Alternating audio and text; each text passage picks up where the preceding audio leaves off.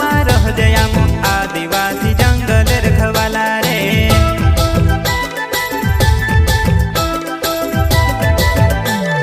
चल जंगल जमीन काज पूजे रे आदिवासी दुनिया ने रखवाला रे। बाप देव खतरी काज पूजे रे आदिवासी सबसे निराला रे।